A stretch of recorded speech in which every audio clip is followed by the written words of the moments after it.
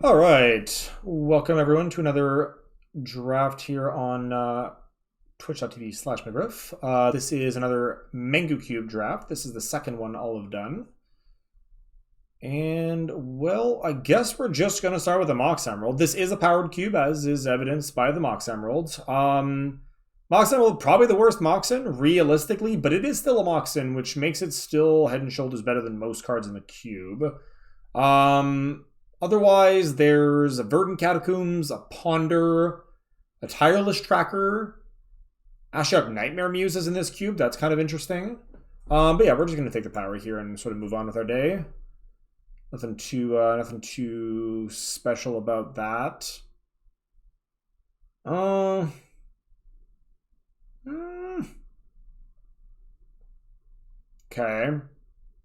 There's like 3 cards I'm realistically looking at from this pack. The first one is Consecrated Sphinx, just a very, very good blue card. And Mox Emerald, although not a blue Mox, does help ramp to a faster Consecrated Sphinx, which is never a bad thing. There's Natural Order, which actually goes reasonably well with the Mox Emerald, although you can't stack the Mox Emerald to it, but it still helps power out like a potentially like turn 2 or turn 3 Natural Order. If you've got some Mana Dorks on the draw as well. Like if I go like Forest, Emerald, Mana Dork, Mana Dork, that's a turn 2 Natural Order. Now that's like a bit of a Christmas land scenario, but it's not out of the question. And then alternatively, there's just like Demonic Tutor, which is like the highest upside. Like it's just like a very, very versatile card, but it's a little bit like, it's just card selection. I'm going to take the Sphinx here. I do like that card a lot. Definitely not convinced that that was the correct pick, don't get me wrong. But it is the pick that I think will bring me the most joy, and really that's what we're here for, is making me happy. It is my draft after all. So I could take a Tolarian Academy. It'd be a pretty early, pretty aggressive pick. We have a Mox to go with it, and it would power out a Sphinx. So it's not like out of the question that makes any that makes some sense. Tesmer the Schemer is yeah, this one isn't the good one. This one isn't the good one. I'm a little bit confused as to why this is in here. Like, I know that there's an artifact, like a heavy artifact support theme in this cube, but like a format of Planeswalker that rolls up to make Lotus Petals and rolls down to like kill some stuff is like meh. Like this card doesn't generate card advantage, which is really what you want your Planeswalkers to do. I might just take the Foothills, honestly. Again, I like taking fetch lands early. It just makes your mana a lot smoother down the line. Sort of like, just eliminates a lot of the what if moments you could have. I'm going to take the Breeding Pool here, which is actually like great because I just picked up the Foothills. So now, like again, like Wooded Foothills can now fetch for Breeding Pool, so Wooded Foothills is now a Teamer land, which is great. If the Breeding Pool hadn't been here, I probably would have taken the Lotus Cobra. Lotus Cobra is a good little ramp card and works well with fetch lands, right, for the double landfall trigger. After that, it drops off pretty sharply. Maybe Search, maybe Scarab God, but yeah, we're taking the Breeding Pool quite happily here. Gilded Goose. There's a Badlands, which is another fetchable for Wooded Foothills, which is kind of interesting to me. I do like good mana bases more than most other things. Opposition is a very powerful card and is good in the blue-green Mana Dork decks. It's sort of awkward that there's a Goose and an Opposition in this deck. It's possible that I could wheel Goose. Goose is not the best of the Mana Dorks, but I'm also like not confident that I could. It's probably worth trying, though. It's probably worth trying. Opposition is the more unique card, which is why I'm going to pick it first between those two. Oh, Llanowar Visionaries in this cube, huh? That's interesting. I actually like that card a fair bit. Drawing a card stapled to like it's literally an Elvish Visionary stapled to a Llanowar Elf. It's not the most original naming convention I've ever seen, but like it does the thing. Do I like the Llanowar Visionary better, or do I like the Sakura Tribe Elder better?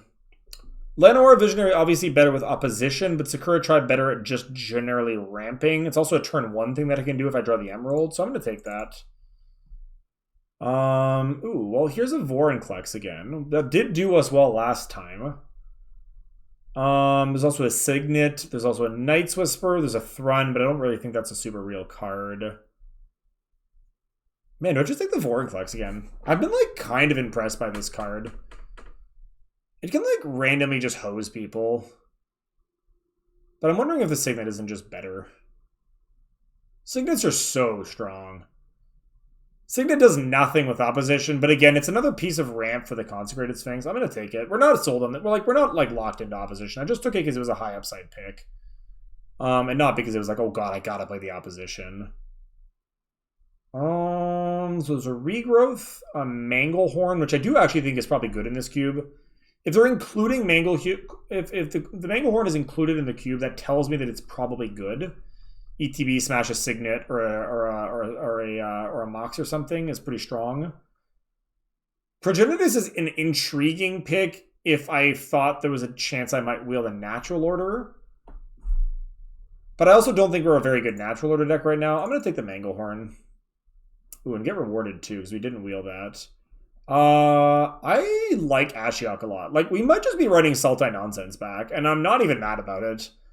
I do like drafting Sultai Nonsense at the end of the day, so this is fine. This is fine. We're just like literally just running Sultai Walkers back. Tezzeret and Academy. Yeah, this opposition's looking real suspect. I don't even know why that chat log's there. Both of these look pretty suspect to me. I think the Academy has higher upside, so we're going to grab that. I'm not sold on it, definitely. Bitter Blossom blocks for Planeswalkers quite well. Or I could just take Chupacabra, which, like, also defends Planeswalkers pretty well by just, like, getting rid of a thing and then being a body in front of a thing. I like the Chupacabra better here, I think. I'll take Dragon Skull over nothing. Living Death is somewhat intriguing, actually, as a Wrath. But I don't think I want it. I think I'm just going to take the Dragon Skull on spec. Yeah, Llanowar Waste versus Harmonize. I'm going to take the Waste here. I love Harmonize. We played it in our last deck, but I think the fixing is going to be better. Didn't mean to like run back our previous deck, or at least, you know, this in the same spirit as our previous deck, but that does seem to be... Lutri is in this cube? This card is so dumb. This card is just a complete free roll. What? There's so many good cards too, and I'm probably just going to take this Lutri because it's just free. You just make it your companion. You just have an extra card in your hand. It's like a commander. This is like the one they said they would never put in the cube because it's like, I mean, obviously it's Mengu's cube. Like, he can do whatever he wants, but like, I question this. This card is messed up just because of the card advantage that it generates. There's a Venser, there's a Sublime Epiphany, like Sylvan Caryat. I'm just taking the Lutri. I don't even care. We literally have nothing to go with the Lutri. Like, even if this card has no combos with it, it's still just a free roll, which makes it really dumb. I'll take this Valky again. Yeah, we're just doing the same thing again, chat. We're just doing the same thing again. It's fine. Don't worry about it. A couple of decent wheel options here. Could wheel Lantern, Stomping Ground, Wall of Roots. But yeah, I love this card. I'm never not playing this card. Tibalt is so much fun. Ooh, speaking of cards that are a lot of fun, damn, there's some good ones in here. Some very good ones in here. Dak is great. Dak is legitimately very good.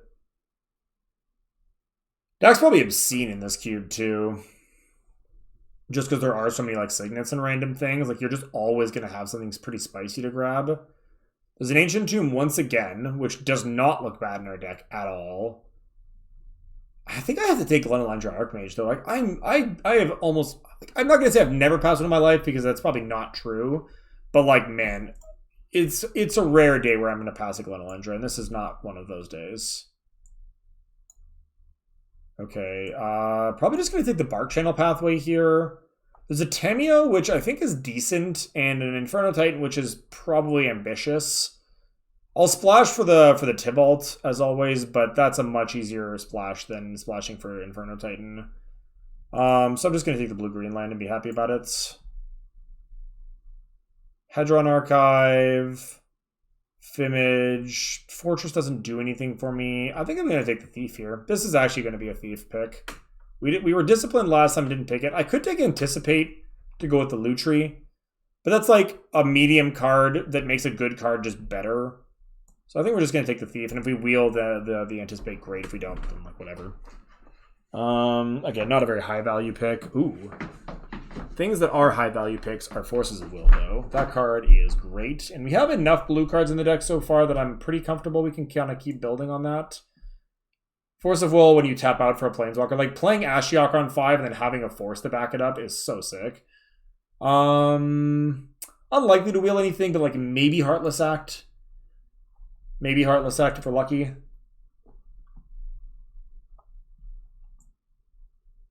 Interestingly, Lutri is actually really sick with Force of Will in a counterspell fight too, because you can like pitch cast Force of Will for free if you have like 3 mana up or 4, but not 5, and then you cast the Lutri if they counter back to recast the Force of Will again.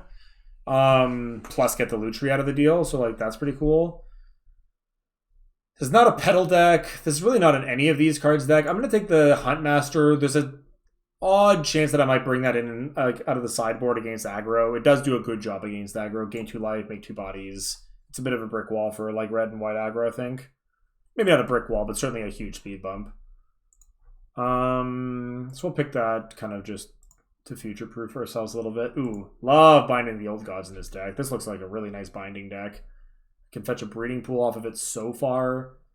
If I wheel Stomping Ground, this will be great. Stomping Ground goes well with Lutri. And with Valky. Yeah, binding looks good here. Venser wheeled, which tells you how good that initial pack was. This was the pack that had Sublime and stuff, and yeah, I'm like, we're getting a little clunky on the 4 drops. But Venser is absurd. I'm never passing Venser. That card's really, really good. I'll take a Maelstrom Pulse here. It's good removal, and I mean it's a clunky play, but on 6 mana, like Maelstrom Pulse plus Lutri, copy the Maelstrom Pulse, like, it's not bad. It's not bad at all. Yeah, I'll take Hymn to Turak. Hymn to Turak Lutri is also disgusting. It's a turn 5 play. Odds of them having 4 cards in their hand at that point is not high, but it's still good. Do I take Raging Ravine here? Do I take a fetchable in the Godless Shrine? I don't think I want a Ravine in my deck. I just don't think I'm going to have enough red to activate it with any amount of consistency. So I'm going to take a Godless Shrine for the side and see if it pays off later. Gearhulk versus FTK. We have so many. We already have like Chupacabra, which is mostly better FTK. Not always better, but mostly better. I'll take a Noxious. Sure. Jeez. Okay. Well. Gonna take the Black Lotus, I guess. Twist my arm and all that. If Black Lotus wasn't here, what would I take? Probably Sylvan Library is the next best card here. Blood Crypt would be a strong contender as well. I actually really want to wheel this Blood Crypt because it's a fetchable off Wooded Foothills that's also a red land for Valky. I mean, again, we're obviously taking the Lotus because it's Lotus, but I would love... Wow, this is a great pack as well. Good lands for us here. Misty Rainforest currently doesn't do anything that Wooded Foothills doesn't do already. So yeah, we're going to take the Bayou here because that turns Foothills into a black fetch as well as a blue fetch. Yeah, I think Bayou is better for us here than Misty, but Misty would be a great... I mean, we're not going to wheel Misty if I'm being honest, but it would be great if we did. Your internet's back. Welcome back, Beats. We've got 1 draft down. We went 2-1. It was a fun one. I'll put it up on YouTube so you can catch that later if you feel like it. And we are early in pack 3 right now, doing pretty okay for ourselves. Like this deck looks pretty spicy so far. Yeah, we're gonna take the Bayou here. Okay, so Kodama's Reach versus like Brazen Borrower is probably the pick here. Lutri does work well with Brazen Borrower, but it's not incredible or anything. The Kodama's Reach is awful tempting. It would fix my mana very nicely. But we might wheel it, and we might also wheel Prismatic Lens. I'm going to take the Borrower, I think. Am I? Is that true? Yeah, it's also a blue card for Force of Will. Yeah, I like that. That's good enough for me. Oh my. Oh my, this pack is... Can I just take this pack and stop drafting? This pack is amazing. Painful Truths to Fairy. Bolas and Zarek are both fine. I would play both of these talismans very happily, and there's like a Grave Titan. Like, holy crap, this pack is just obscene. What are we actually going to take out of this pack? Probably the Talisman of Curiosity. I don't need more top end. If we wheel something top endy, great, but I don't need more top end. As much as I like Tef, we have a lot of 4s. So I think we take one of the ramp spells, and I think it's probably the Talisman since we are base blue-green. The black, like we have black cards as well, to be fair. Yeah, I'm gonna take the Talisman here. Sorry, specifically the blue-green Talisman, since both of them are Talisman options. Wooded Foothills could fetch Plateau, but we have no need for that, so that's kind of irrelevant. What else do I want to do in that case? This pack's kind of meh. It's got a bunch of cards that are like playable, but none of them are like terribly interesting. The Champion of Wits is fine. It plugs a hole in our curve decently well. I might just take Nissa. Nissa really isn't that bad. We're definitely going to be playing some number of basic forests in this deck. It is like forever my sadness that this card can't just fetch card type forest. It has to be basic forest. Like, I don't understand why that is. But like, whatever. Yeah, let's take the Nissa. I'm actually pretty okay with that pick. Alright, Craterhoof. Alright, yeah, we're taking the Talisman. There's some good cards in here. Krasis is very good. Sower's fine. But like, yeah, I think just taking the Talismans is going to be good. It just means that we get to play our top end more often. And I'm a fan of that. Ooh, these are some interesting cards. Probably just going to take Once Upon a Time. Once Upon a Time is actually like really good with Lutri. Well, I guess that's again not really true because that would require me to have cast 0 cards by turn 3. Which could happen, but that's probably not a good thing for me if it does. I'm still gonna take Once Upon a Time because it's pretty good mana fixing. I could take the Kiora's Follower, but like it's a little bit less important in this deck. We're ramping, but we're not ramping quite as high. Yeah, I like taking Once Upon a Time here.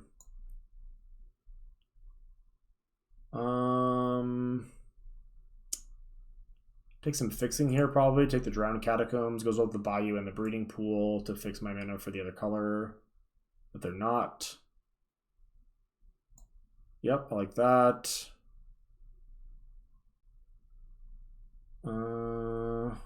Is Sordid Body in Mind a card I would play in this deck? It's going to be that or like Thirst for Knowledge. This actually isn't a bad Thirst for Knowledge deck. I have quite a few artifacts in here. It's another blue card for Forest too. Yeah, okay, I'm in. I'm in for that.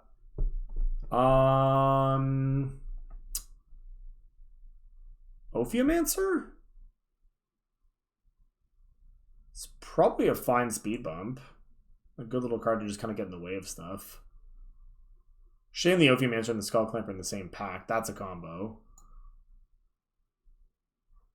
I'll take a Trinket Mage. It finds... Ooh, I actually kind of... I forget what was in... I think this was like the really busted pack. But Trinket Mage actually just finds Mox and Lotus right now. So, like, that's kind of sick. I'm going to grab that. That's actually just good. Okay, and we did wheel, like, all the Whammies. Also, like, secretly Valky is a 7-drop because it's just Tibalt. We're never playing Valky. So do I want the card draw spell, or do I just want, like, one more dumb Planeswalker? Yeah, let's take another dumb Planeswalker. I can actually pitch this dumb Planeswalker to Forest, too, so it's not even that bad.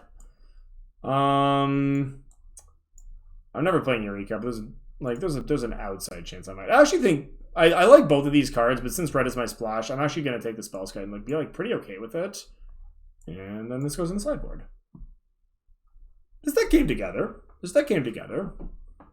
So I think I put Lutri. Okay, help me out, chat. I have never played EDH or not EDH. I've never played with companions on MTGO. If I want to make Lutri my companion, do I just put it in my sideboard and then it'll ask me that at the beginning of the draft? Probably. Is that the thing? Is that the tech? I just put it in my sideboard and then it's a card I get to cast?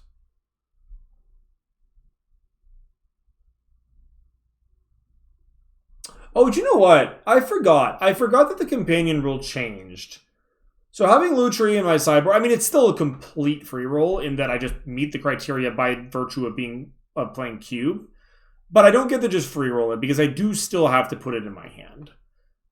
It's still just an extra card I have access to, but it's a lot less broken than I initially sort of thought about it being because of the modified rule. It's now no longer egregious. It's just solid. It might actually make the pick that I made bad, though, in retrospect. When I made this pick, I was very much thinking of this card as being just casted out of the sideboard. So hopefully that doesn't come back to bite me in the butt. All right, so Lotus is not a land, but the Mox Emerald is. Hello? Hearing? My ears just like started ringing very loudly for some reason. So this is 27 cards. We need to make some cuts. Noxious Gearhulk can get out. That's pretty straightforward. Again, this is essentially a 7-drop.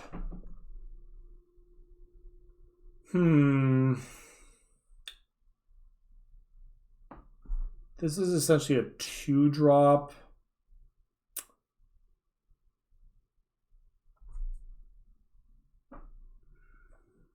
I don't think I can play Hint the Turek in this deck. My fixing is not as good as it was last time I had Hint the Turek. I think this deck is going to have a hard time casting a turn to him off of the lanes that we currently have. We didn't get quite as much fixing this draft, which is unfortunate, but whatever. C'est la vie. Ophiomancer doesn't need to be in the main deck.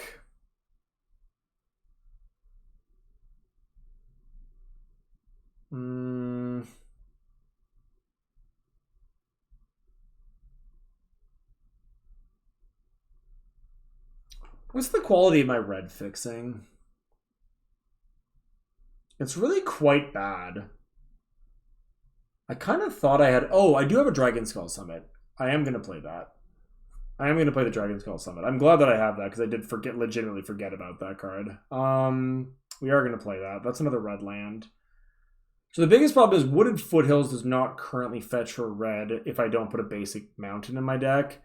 But the problem with basic mountain is that it's like atrociously bad in my deck.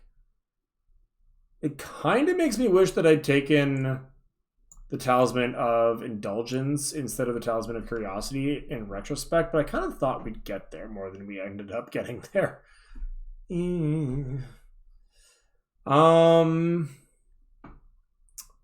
So I probably am priced into playing a basic mountain, which is a little unfortunate, but it's the price you pay. Do I cut Manglehorn and sideboard it in? Is Manglehorn main deckable in this format? It probably is, but I probably don't need to. Is what I'm guessing. I'll start it out sideboarded again. I haven't played with the card. I don't have a great sense of what the environment is on this, and we'll kind of go from there. So, and yeah, this looks about right for what I want to be doing. Yeah, this looks fine to me. So this gives me 1, 2, 3, 4, 5, 6 green sources. Jeez, is that it? 7, 8 with the lands. 1, 2, 3, 4 blue sources, which is why they want me to have 8 with the lands. Yeah, it's gonna kind of have to be that. This mountain is gonna kick me in the teeth at some point, but I think if I want to play my 2 7-drop planeswalkers, and I do think that I do, like they are where a lot of the power in this deck is, I'm gonna have to. It's a little unfortunate, but again, I made a couple of greedy picks where I didn't pick lands, where I picked like good cards instead, and like we may pay the price for that. We may pay the price for that. We'll see. All right, let's take a new snapshot and hop in the queues. Let's reveal my companion. Well, this hand is abysmal. Can't keep that one.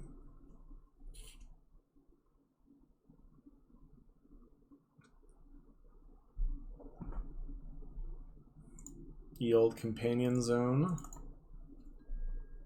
Yeah, we're gonna mulligan that. That's fine.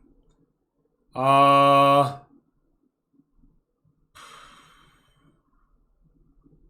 gonna send back the Nicol Bolas here. I was tempted to throw back the Choop, but we do have we have a black source in our hand here, so we're not actually that far from casting Choop, whereas we're like quite far from casting Nicol Bolas, so as sad as it makes me, that is certainly the correct thing to do here.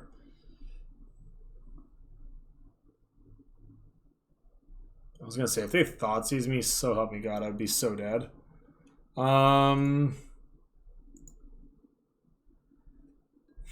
Ooh, that's a great draw. Okay, yeah, so that actually just gives us the turn 3 Choop. Should we want it?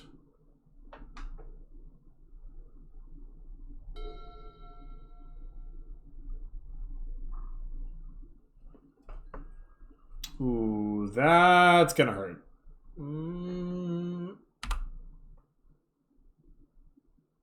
You know what? I accept. That was actually about as good as that could have been for me. Though this does come into play tapped awkwardly. So I don't quite get to do all the things. Because if this had been an untapped land, I could have actually gone Emerald, Talisman, Sakura Tribe Elder, but what can you do? Is there a way for me to do that? There isn't, right?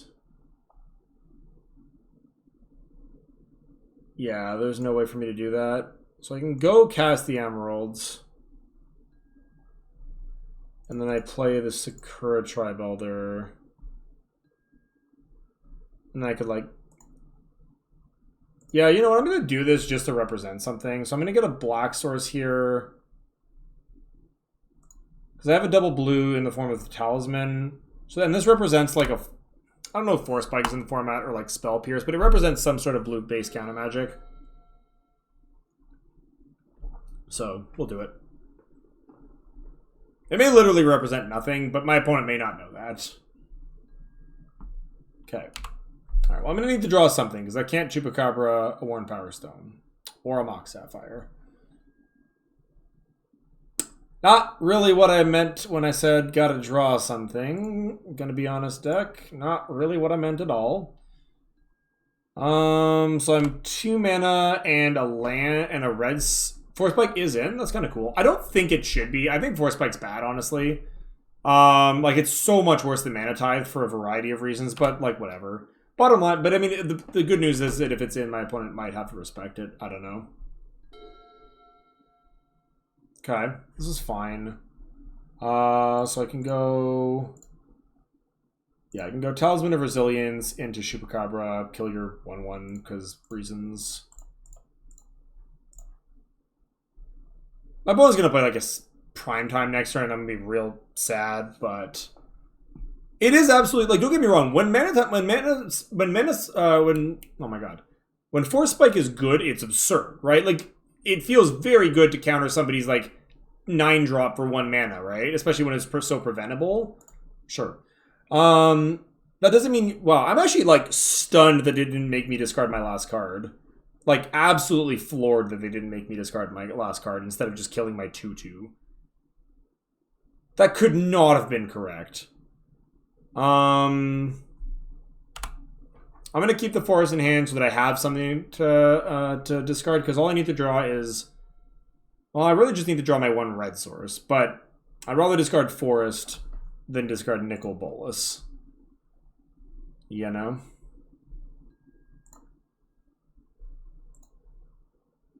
I'm discarding a Chrome Mox, that makes sense. So we're both kind of on nothing right now. Yeah, I'm just gonna keep holding lands. If I'm not drawing spells, I may as well be holding lands. Uh-huh.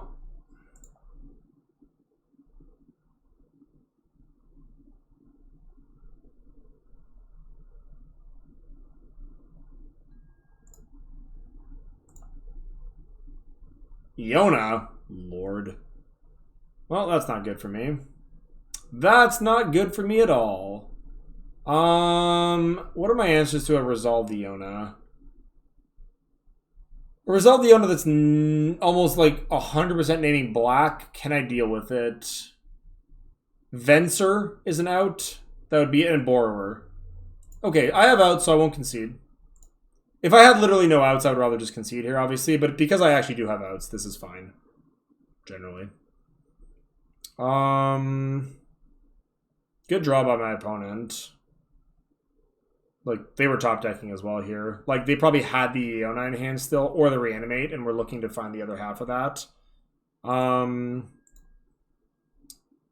Just kind of unfortunate. Yeah, so they're naming black here, which is awkward.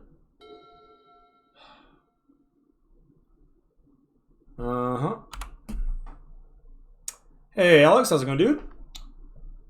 We are drafting some MenguCube right now, although you are coming in at a point in the game that we are not doing so hot on. I mulled to 5. Wait, did I mull to 5? No, I mulled to 6. Sorry, yeah, so MenguCube is essentially a vintage cube. It's Andrea Mengucci's vintage cube. Mengucci being a well-known Magic, he's probably like the most well-known Italian Magic player. He's been in the Magic Pro League. He's won...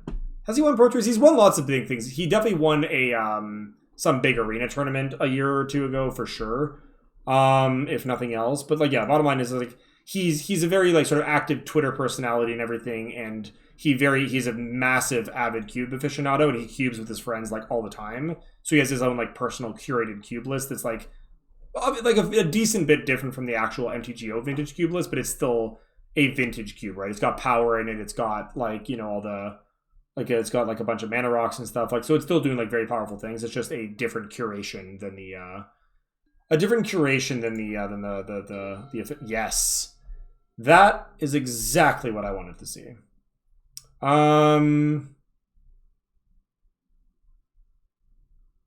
Okay. So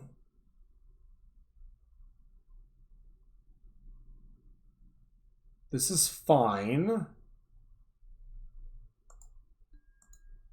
So we're just going to pass here.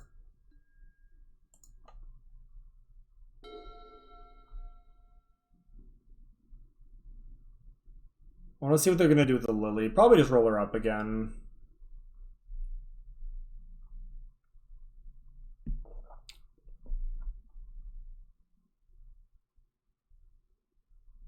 Yeah, so as far as you're concerned, Alex, this is essentially just me drafting more Vintage Cube, to be fair. But you'll notice that there are several cards different between the lists. Like, there are Talismans and Signets in this cube, which the MTGO Vintage Cube does not have. This Nicol Bolas Godfair was not in the regular Vintage Cube, things like that. Sakura Tribe Elder is the card that you are reanimating.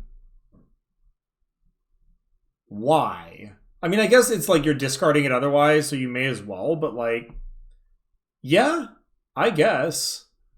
Alright. I mean, sure.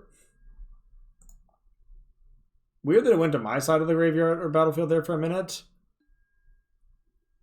Well, the actual Vintage Cube was up for like the usual like month or whatever that it is, and then they've been doing like weekly cubes that are like very different ones. It just so happens that this particular one this week is fairly close to the Vintage Cube, more so than most other cubes. Last week was something called the Nega Cube, I think it was called, which my understanding was like an amusing cube that didn't quite play out as well as you would hope.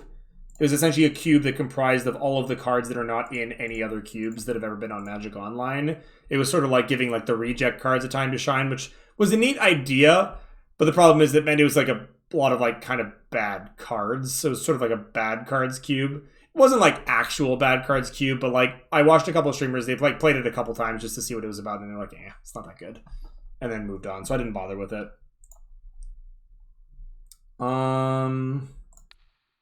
Alright, so we're gonna bounce this dang thing back. Now this isn't gonna be like the end of the world for them because they're just gonna discard it to the Liliana, which is like probably what they would want to do anyway. But it mostly just means that they need another reanimation spell now to get that back, and turns on my draws again because I can cast my black cards again now, which is nice. I was literally about to say, watch me draw red mana here. I was literally about to say, watch me draw red mana here now on the last possible turn, now that I've discarded my Nicol Bolas, and lo and behold, chat, lo and behold. Hey. There is no justice. Alright, well, it's fine. The justice is I'm going to draw Tibalt next turn, and we're going to own my opponent. It's going to be great. Just wait for it. Watch. It's going to happen. This game is not going particularly well, no. My opponent and I are both on 0 cards in hand and like a bunch of random mana. The difference is that my opponent has a Planeswalker and I do not. And usually those exchanges favor the person with a Planeswalker. Which is why I would have dearly loved to be able to resolve that Nicol Bolas, because that would have put me in a very good position. Instead, we are doing terribly. I do wish that the UI was intelligent enough to understand that I only have one creature, and that there are no surprise creatures coming. Just make me sack it, please. Like, why do I have to, like, manually click it? That's a good draw. That's a very good draw. Alright. Blah, blah, blah. It's a good draw because now it basically just puts us back at parity. We're now just both doing nothing, which is fine. So now we're just fully top decking. We actually both have 23 cards. Like, we are actually at complete parity. This is just going to come down to who draws the first real card first. That does not count as a real card. Now I'm at 12, so that'll kill me in 6 turns. And that doesn't help stop that. But, still not a real card. The problem is I also drew not a real card. So we will see. We are still seeing who draws the first real card. Can I get any Tibalts? Any Consecrated Sphinxes? Let's go.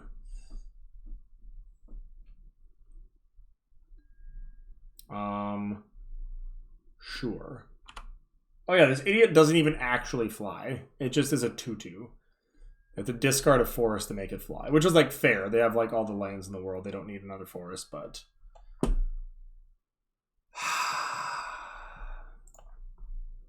gonna die to this 2/2, chat. I'm gonna die to this 2/2. Let's see how it goes, but currently dying to a 2/2. Sure. Your own Sakura Tribe Elder seems fine. Chat, please. Please help. I'm flooding and I can't get up. Ah! Please, stop. Don't want any more. Played on the green side, I guess. Oh my god, this is so sad though. I'm actually just dying to anemic 2/2 beats.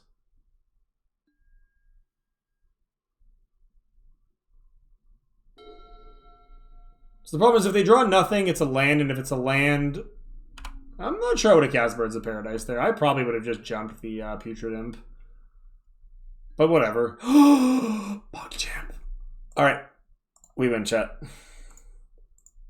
Now we win.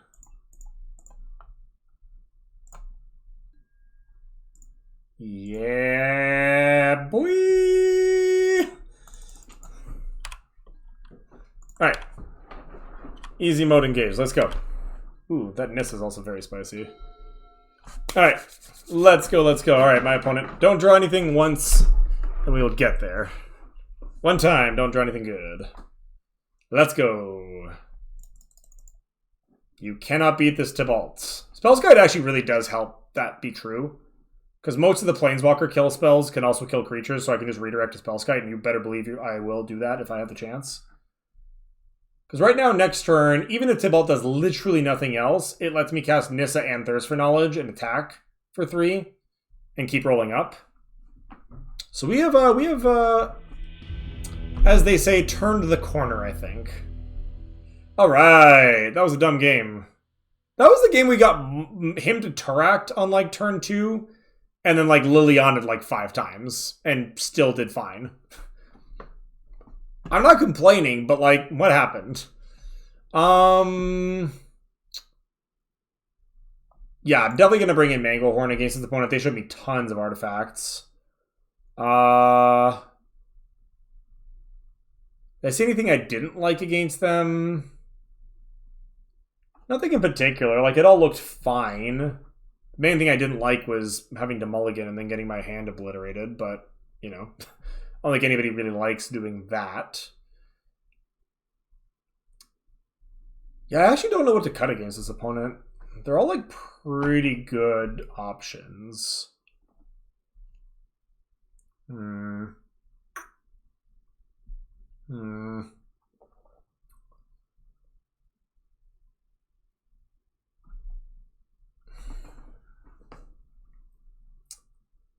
Could cut like the Garrick. All the creatures they played were very piddly though, other than the Iona. But everything else is like a really nice matchup for Garrick, so I kind of like that. Chupacabra's like... Chupacabra's weird, right? Because it's a clean answer to the Reanimator cards. But if it's Iona specifically, they're like almost always just going to name black. Though now they know that I have a mono black and a mono blue answer to the Iona, so like they might be a little bit more uncertain of what to name. Which is to my advantage. Because if they name black, then I can borrow it and Venser it. But if they name blue, then I can Chupacabra it or Binding it.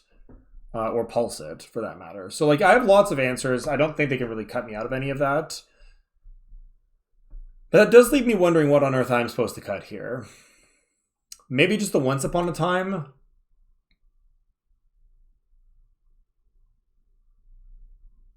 Oh! I completely forgot that I had a companion. On that last turn, when I Vensered, I should have absolutely pulled Lutri into my hand because I could have discarded the Lutri to the Liliana instead, and then I could have played the Bolas the following turn. I mean, obviously I didn't know I was drawing red actually, but I probably should have done that because I think that the Bolas was worth defending. Interesting. I'm going to get rid of the Spellskite, actually. They didn't actually show me any targeted removal, so I think that can come out. It was kind of nice to have it, but I don't think it's necessary. If they might show me something different here, but nothing that I saw from them last game made me feel like I wanted that. All right. I need to remember I actually have this thing. Oh, this is a nice little hand. This is actually quite a nice little hand.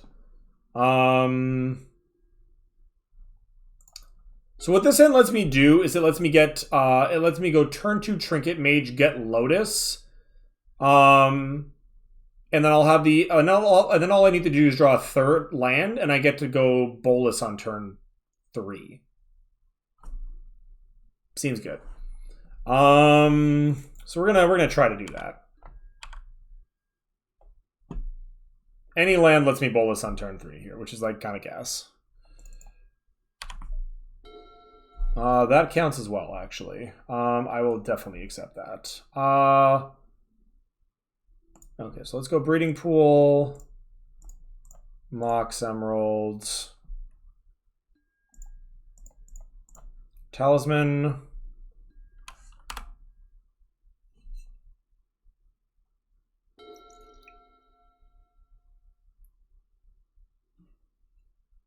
I also like that I have a Force of Will to back things up here if I need to. Him to Turak, huh? How do I feel about that? Not great, if we're being honest. Not great. I guess I would rather Force of Will this, because then at least I'm choosing the 2 cards that I lose, whereas otherwise I might lose cards that I don't want to.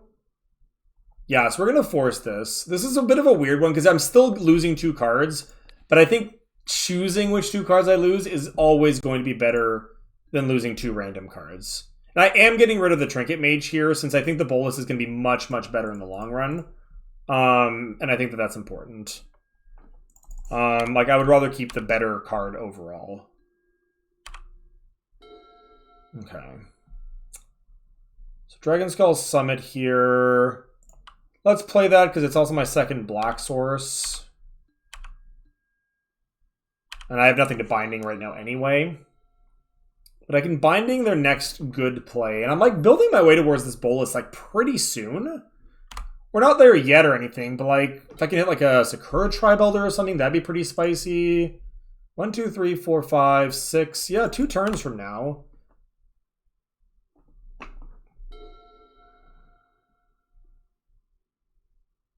It's almost a shame they haven't given me anything to binding here yet, because if I'd been able to binding that turn, I could have gotten a forest this turn, and then would have been able to binding the following turn for sure. Okay. Okay, we're just going to cast the Nickel Bolas on turn 6 and hope it's good enough. What does the card do again? It does like a lot of things. Sure. Exiles cards on the top of the library till they exile a non-land. Then I can cast that card without paying its mana cost. Ooh, that's kind of exciting. Alright, so that's good for them. They find a land, they're going to play it here. Otherwise, they exile 2 cards from their hand for a +1. Good lord, this card. Neg 7 to an opponent, a creature they control, or a planeswalker they control, and neg 12 is just like obliterate everything. Okay. Well, those are decent options, all things considered.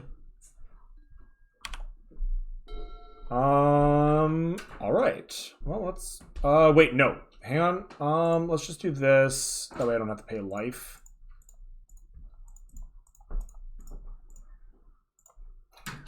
Cast this Nickel Bolas, I guess.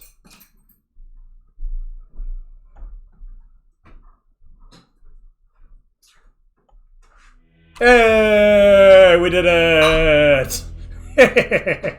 All right.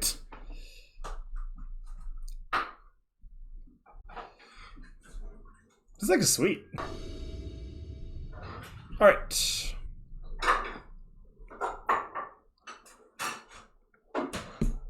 Oh, that's too bad. No worries. Hopefully hopefully you feel better soon. When did I roll? Would you like to play first? Yes. Maybe a Lutri. I guess. Don't really have anything to load us into, but that can definitely change. We're not gonna like turn on Lotus or turn on Vents or anything. That seems extremely unnecessary. I was, although I just ran out, but I was drinking yeah, this sake. It was very good, but now I'm out. Yeah. Alright, yeah, so we're just gonna go tap Dragontail Summit, and then we'll play a Talisman on 2. Yeah, we just won a match with this new deck here, Project. And it was pretty spicy, if I do say so myself. So you can catch all that action. So Force of all this.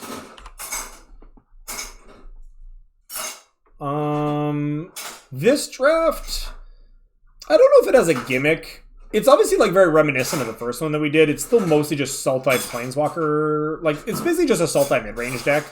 It's not doing anything like terribly exciting. The gimmick here is that we do have a Lutri in our sideboard, which is a companion. So at some point I might wind up grabbing that out of my sideboard if I remember this time, because I completely forgot all of last match. Didn't end up mattering, but still. Okay, so they just reveal the basic forest. Seems fine. Oh, didn't even have a turn 1 play for it. Okay, well, that's fine then. Yeah. Let's see. Yeah, I'd rather run out the Talisman here than keep up the Borrower. If I really wanted to...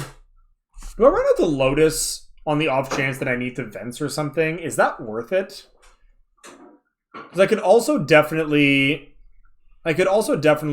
just hold it in hand. Because like green has a lot of ways to blow up a Black Lotus. I don't think I'm supposed to. I do have a Force of Will if it's like a particularly dumb thing that's about to happen. I don't mind just like pitching the Brazen Borrower to a Force of Will if need be. So I don't think I want to expose the Lotus. I don't know. What do you think? I think it was good and it's easy. Seemed easy to make. Let's hang on to that one, I think. Okay. Oh, you want the punch?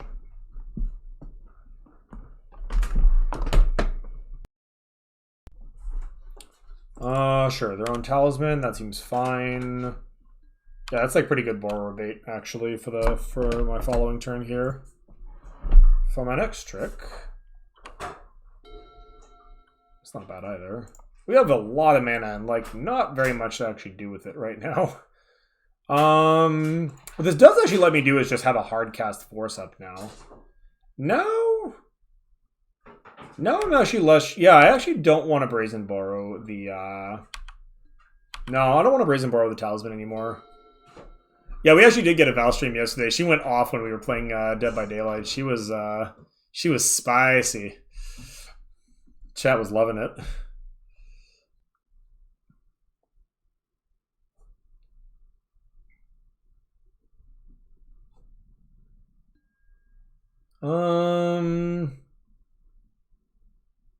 So I could just Venture this for the Time Walk.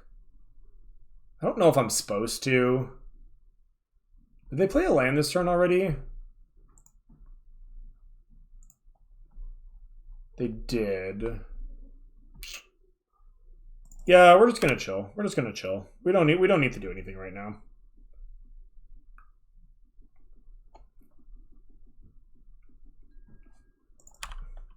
It's good tempo, but I have no ability to capitalize on the tempo. If I was gonna go like Planeswalker next turn, absolutely I'd do it because I could get that tempo. But right now, like I have nothing going on. It's kind of the problem right now. There's 1,000 things I could draw at this point that would be amazing, but currently I have nothing, so I'm just not gonna bother. I'm just gonna keep holding up answers and options.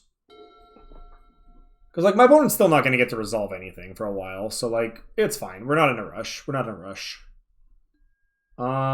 Visionary. It's fine. It's fine.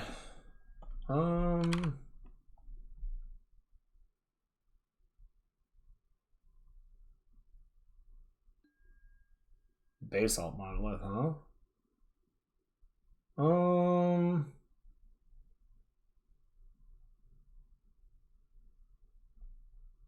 Sure.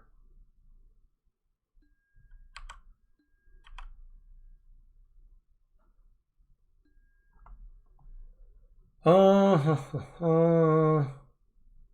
I'm just gonna keep chilling. Man.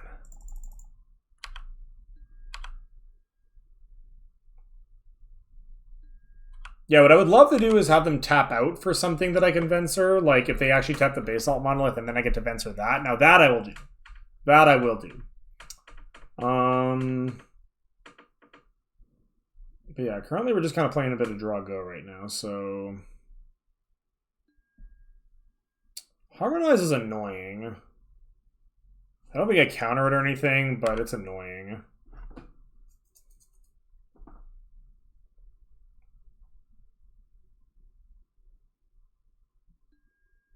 QB, huh? Okay. That's fine.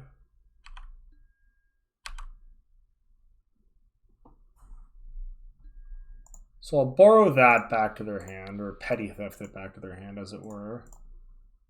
Kind of sucks I don't have triple blue right now, because I don't get to actually play the borrower. Obviously, I've already drawn both of my Trinket Mage targets. Lord.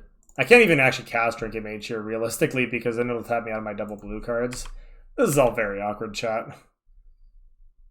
No, not going to reschedule the Hollow Knight stream. I mean, to be fair, this draft has taken a while.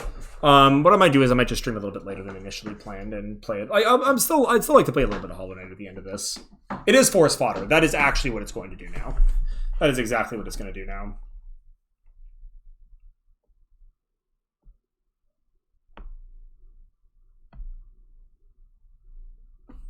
Yeah, I'll play some Hollow Knight because I'm going to be back tomorrow night for some, and I'll be drafting some more Cube tomorrow night as well. So, no need to cram it all into one evening. Like I said, this week I'm a real streamer. I actually have a schedule and everything. Check the, oh yeah, also plug the Discord. Everybody everybody join my Discord, where I will post updates about my schedule, such as it is, which is mostly non-existent. But this week I have a schedule, a real streamer schedule. Obviously you don't have to join the Discord, but if you are interested in getting updates as to when I go live, etc., that is the place to be.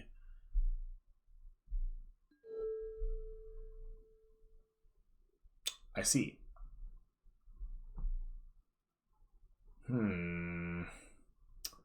So if this is an Eldrazi, I want to force the channel. But if it's anything else, I'd actually just rather force or Venser what they cast.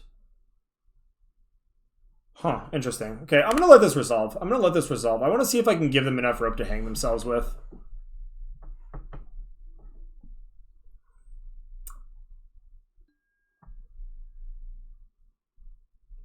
Okay. The hell is this? Channel. Cast Questing Beast. Yeah, exactly. Like, if this is an Emrakul, like, the worst thing this could be is, like, 10 mana Ulamog, probably. Because it can take me off blue or red or black or something. None of these things would be great. This looks suspiciously like an Eldrazi, but I could be wrong about this. What dis? Finale of Devastation. Oh, baby.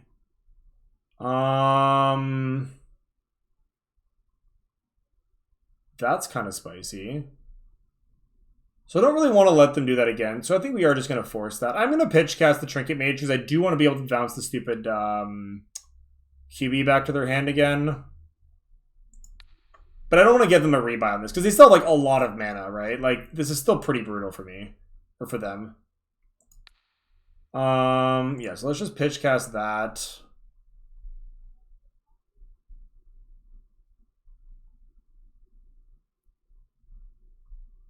Well, they really just channeled there to, like, save 2 mana, huh?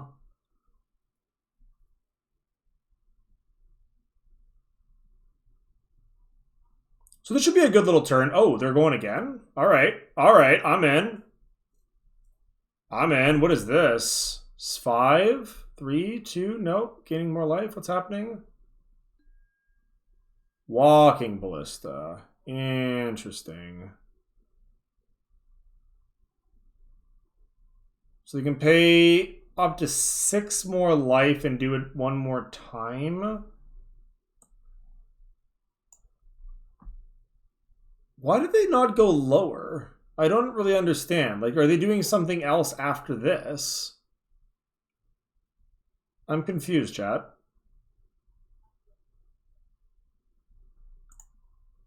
Yeah, we're gonna bounce that. We're gonna bounce that spell back to their hand.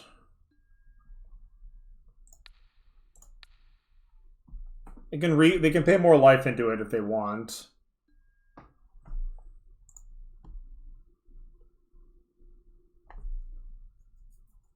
Oh, they really are? Holy smokes. Okay. Okay, does X equals 1 this time? Sure. What is my opponent doing? Alright, so we'll just take the 4 here. Seems fine. Now I kind of wish I'd played the Black Lotus out here, because I could have just gotten the I could have gotten this into play. Although I guess it would just die to the Walking Ballista, to be fair.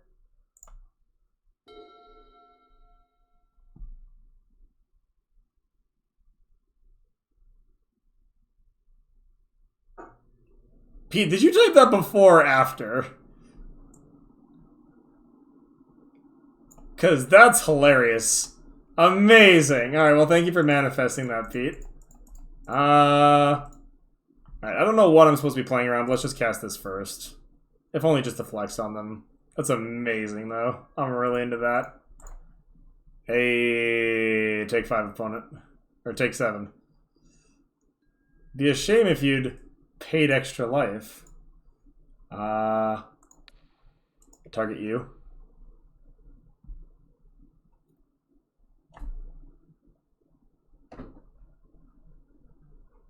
Scoop.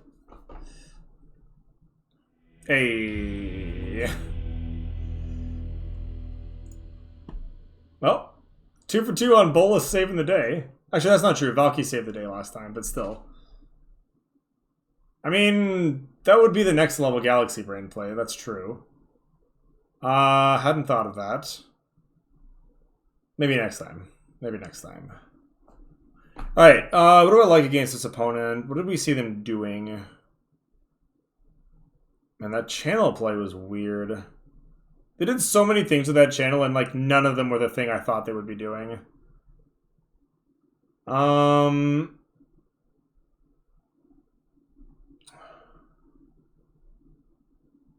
Was Manglehorn good there? I forget if they had Mana Rocks. I'm already forgetting if they had Mana Rocks. They had the 1, right? They had the, no, they had 2. They had the Basalt Monolith and the Talisman. I'm, like, starting to think that Manglehorn should just always be a main deck card.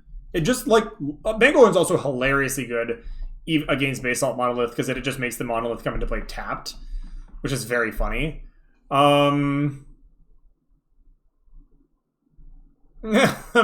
Amazing, Alex. Let's just get rid of like Nissa or something. Nissa looked pretty like meh against this opponent.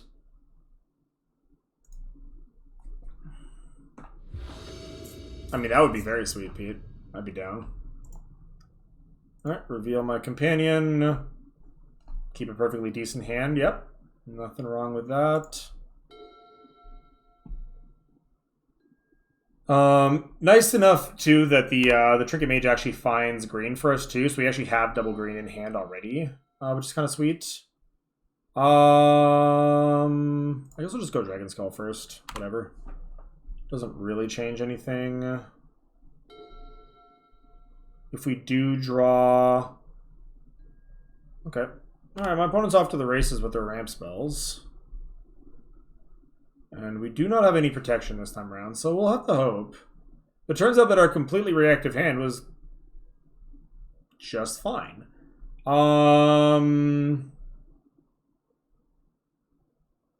Okay. So what does this do?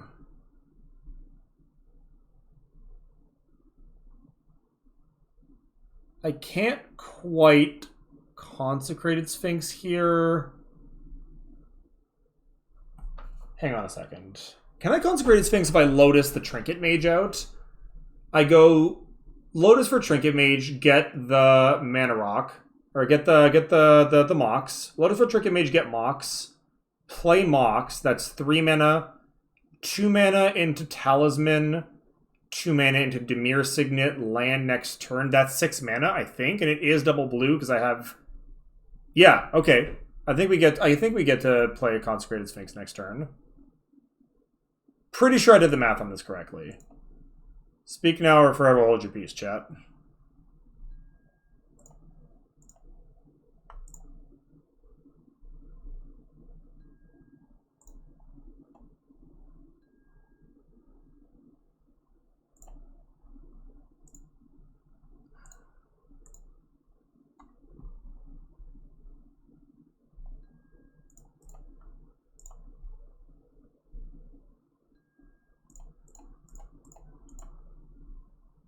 Storm count is what? Okay. Yeah, so I play a Swamp next turn and I get to cast Consecrated Sphinx. Pretty good, pretty good, pretty good. I'll take it. I mean, honestly, not bad, but I like my chances with the Consecrated Sphinx out.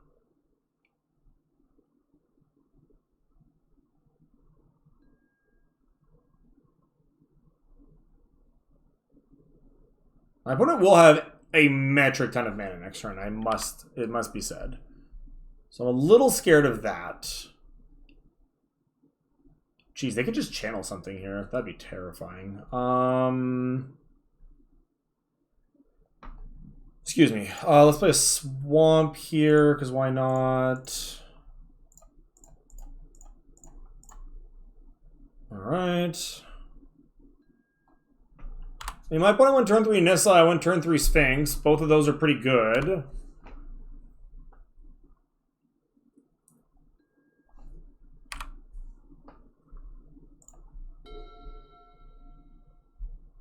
Well, that's an answer to Nissa. So as long as we don't, like, get obliterated this turn, which is definitely not out of the realm of possibility. My opponent, once again, has a butt-ton of mana. We get the Nickel Bolas, the Nissa down next turn, and that's pretty swell.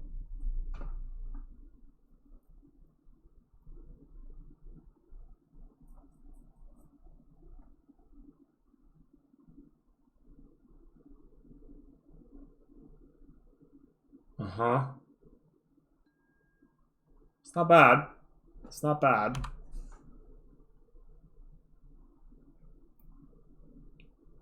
Do they have like a breeding pool or something for some untapped value? No, they don't. Okay. Good news is they have no attacks this turn. Bad news is they still have a ton of mana. Ugh, that's a scary card. Manglehorn doesn't deal with that one either. Ooh. Ooh, okay. Okay.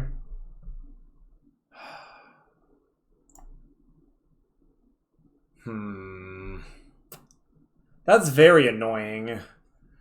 So I think I have to deal with the Nissa here, but that means I'm probably going to lose the Nickel Bolas, which is a bit of a shame. But I don't think I really have an option not to do this. That Nissa is just going to generate, like, that Nissa on board just generates, like, an obscene amount of mana at the moment. And 7 is a very convenient number, it must be said.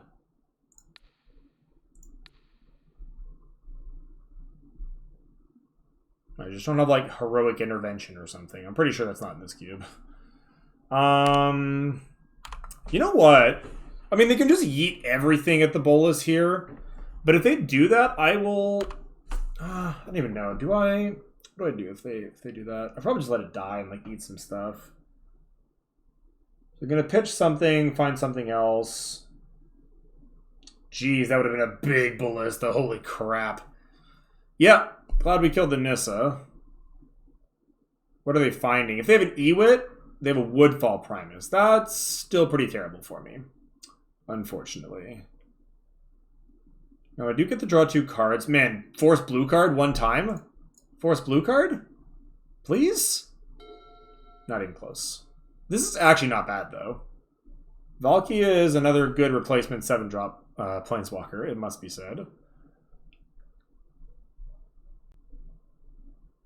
Well, so far this Manglehorn has been a little bit embarrassing. But then again, if this had been a Nissa, it would have been pretty equally embarrassing. Oh, Manglehorn also pretty decent against Walking Ballista, so...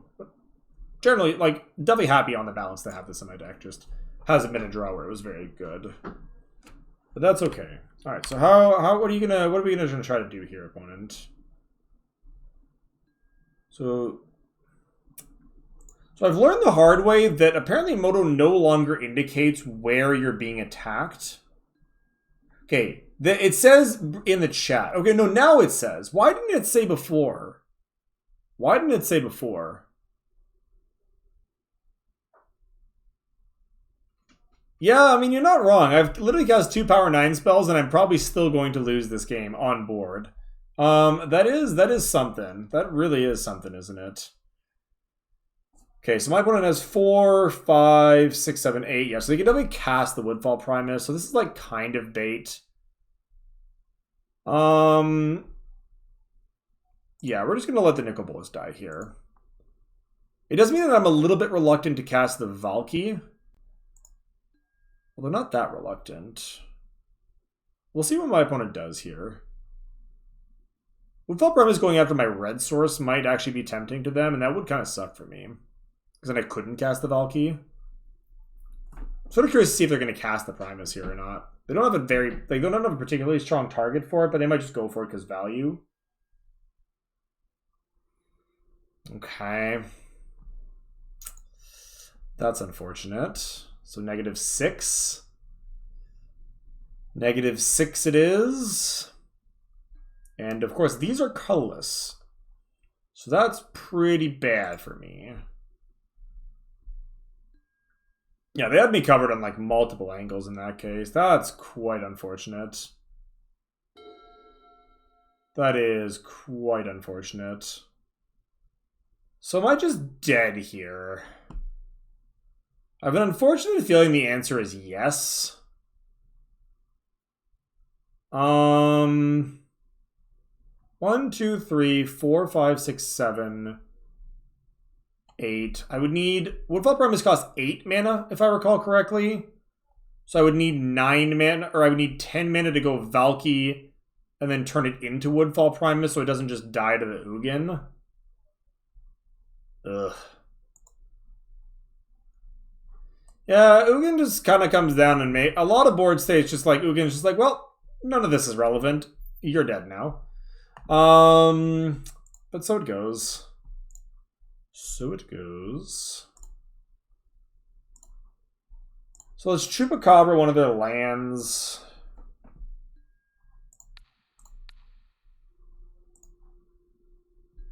And then I guess I'll play Thief of Sanity. It's just going to get bolted, but like I don't think I'm supposed to not play it because of that. And then yeah, we'll see what happens here. pretty unhappy about this on the balance. Their draw was quite good against mine as it happens. Yeah, so bolt the Valkyrie, or bolt the Thief. That scans. That scans. What are my outs to this? Maelstrom Pulse and Binding are both very good here. Ashiok's not great. Yep, take 3. Yeah, and they're just gonna Woodfall Primus my red source here. Oh! Something just happened. Oh, Project gifted us sub to Pete. Pete, welcome back to the Eerie. You are the newest 3-2 flyer. Yeah, there goes my red source. And Project, of course. Thank you so much for that generous gift. So kind of you. Are we packing it in here, folks? I think we're packing it in here. Yeah, I got nothing here. Next game. Alright, next game. Alright, so my opponent had some spice. There. Jeez. Ugin, Woodfall Primus. Yeah, Lord, my opponent is not messing around with that deck. Yeah, Pete, you get to use the emotes again. That is the good stuff. Okay. Hymn to Turok is tempting, but I feel like that's going to be difficult to do.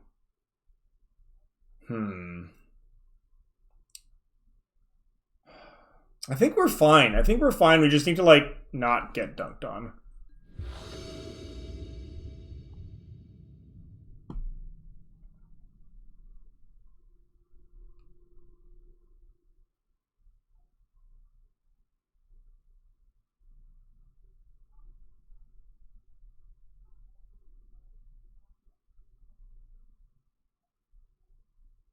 All right. Oh, I don't know why I completely spaced there. I thought my opponent was choosing, but in fact I am choosing. All right, let's select our companion as usual.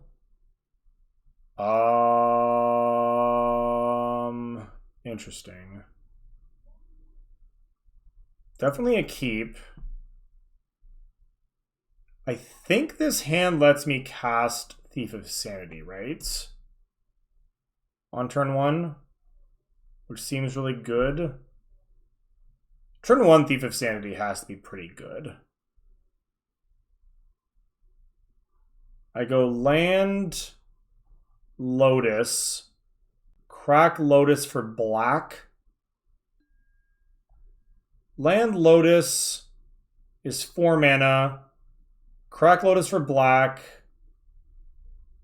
Use green, black to cast the Talisman, have black left, and then use the blue off Talisman to cast the Thief. Yeah, that seems good.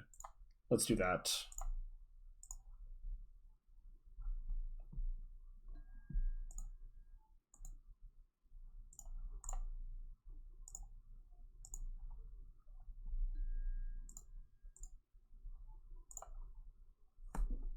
Dece. Extremely dece. Black Lotus, hell of a card.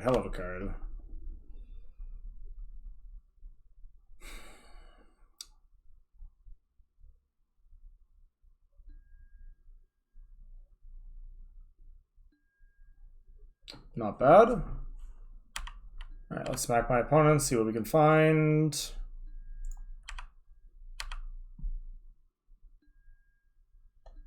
What did my opponent reveal? Just they put a island in their hand. Okay. So now 1 card in their hand out of the 5.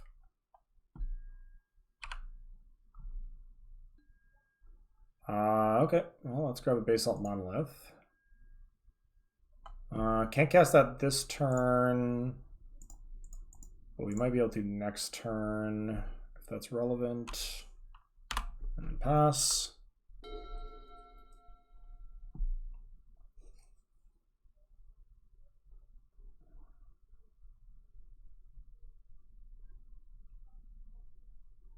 So that's the basic island they got. Now they have a Visionary.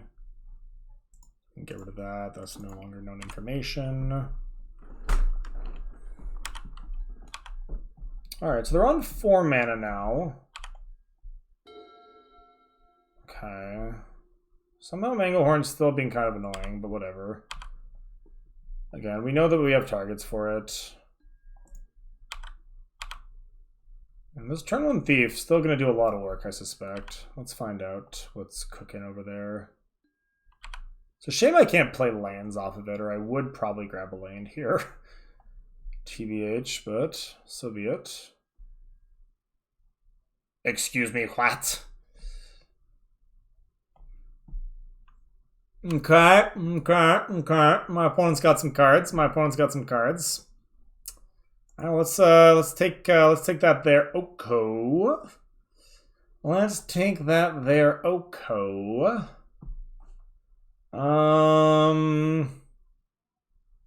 Shinobi would have been sick. Shinobi would be very cool. Okay, can I go Trinket Mage into Oko? Sadly, I can't. I may actually not play the Oko this turn, because I kind of want to develop my mana a little bit. So I might just go Trinket Mage. Still not great, though. Not hitting a land here was kind of annoying, but whatever.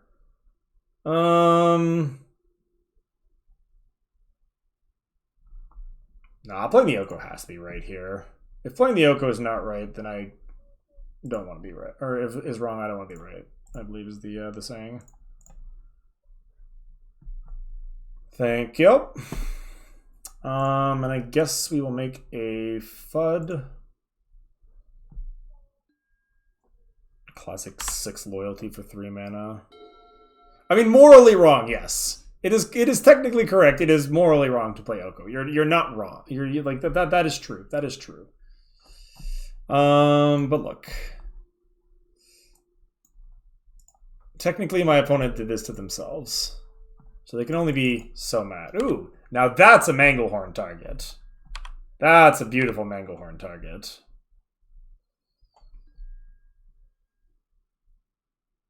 Why did they not attack? Do they have a 3 open? That's a very nice draw. Okay. So let's turn this food into a 3/3.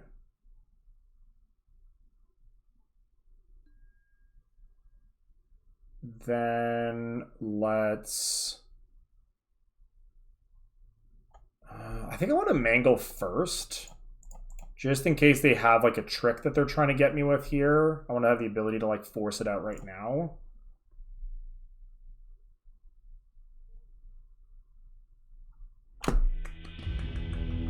Got it! It's like a sweet.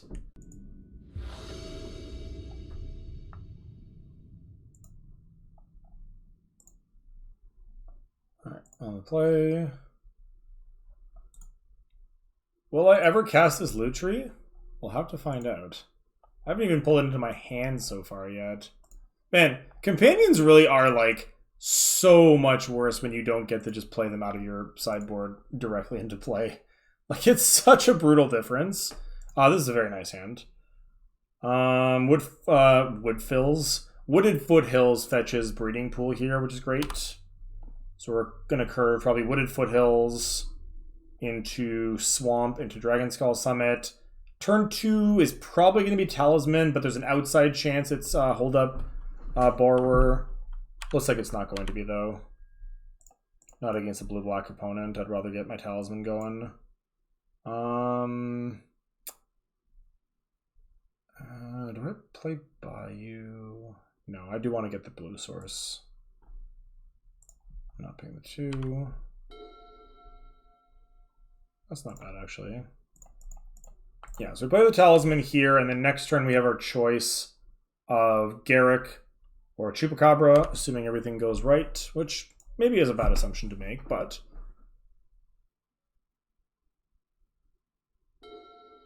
Oh yeah, well that's... No, again, I'm not upset to have Lutri, but it is still, like, substantially worse to have to pay the tax on it first. Like, by a lot. Especially because you have to do it at freaking sorcery speed, like, good lord. Oh, darn. Once Upon a Time was a turn too late there. I don't love jamming Garrick into open mana here. Like, I really don't. It'd be such a bad tempo play for them to have, like, literally any counterspell at all here. So I think we're just going to chill on Borrower / Once Upon a Time. We don't need to play the Garrick here. VT, huh? That's interesting. Usually VT is combo. Is Storm a supported archetype in this deck? I actually don't, or in this cube, I don't remember. I think it is, right? I've seen like Cabal Ritual in the draft, so it probably is supported. Because I don't like Vampiric Tutor outside of that. It's card disadvantage, and that tends not to be great. Oh. Durr, that was bad. I absolutely meant to cast Once Upon a Time, and I clicked OK one too many times. Is it more absurd than it is in the current vintage, like the current actual vintage cube? Because like the latest iteration with like Lotus Petals and Birgi, like looked really powerful to me. Like it fizzled far less than it used to. Thoughtseize, huh? Yeah, I mean, do your worst, I guess. I kind of want, yeah. All right, yeah, let's do this, actually. Let's Once Upon a Time first. They're probably going to take the Garrick. Bark Channel Pathway versus Drowned Catacombs. Let's take that. I think I'm just going to flash out the Brazen Borrower here. Once I get priority again. They may not be taking it, but it actually, like, it's probably going to be between Borrower and Garrick. The Garrick doesn't do a ton on this board anyway. So I think I'm fine just flashing out the Borrower for value here, just like to have the creature on board.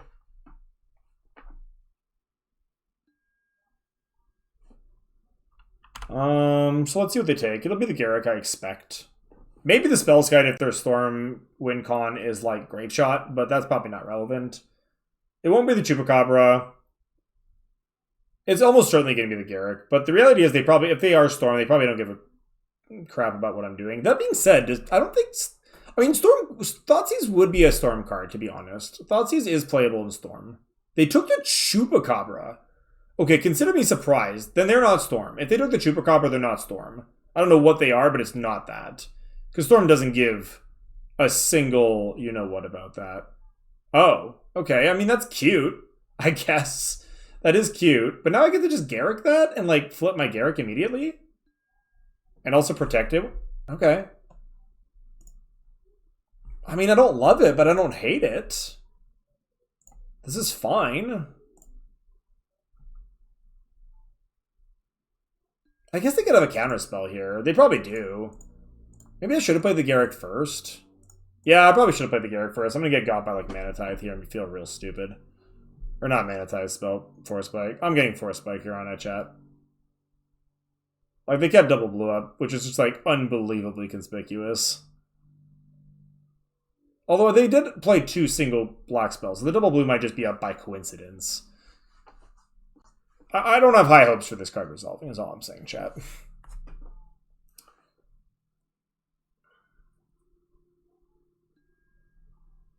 Consider me surprised. Yeah, so I want to flip it, so let's do this. What?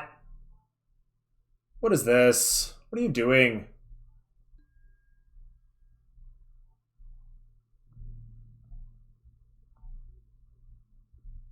No.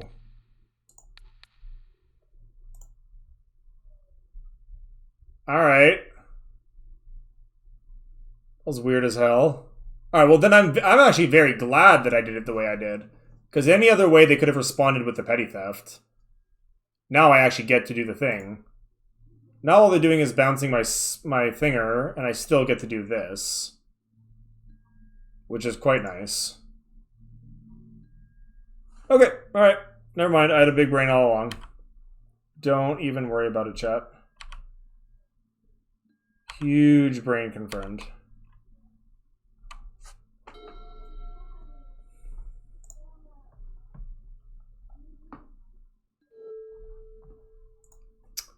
Yeah, I suppose they do get to do that, but hey, that's a lot of work to take down a random planeswalker. I suppose that was also kind of on board, too. Yeah, I don't know. It's been a weird game so far. My opponent's played like a bunch of like very efficient spells, so I'm still suspect about this, but every spell they played other than the VT has been very good. There's like a bunch of really just cheap, efficient things. I would love to just draw like Nickel Bolas. Or whatchamacallit?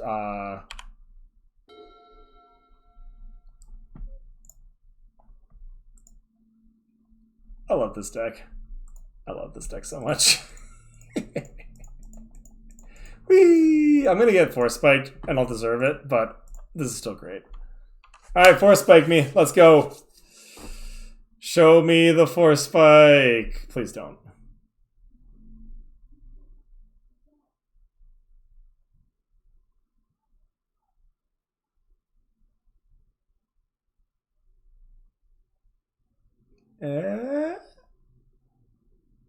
I don't think they'd be tanking this long if they had a Force Spike. Do I make them exile 2 cards from their hand? I don't think that I do. I think I just want to get some free stuff.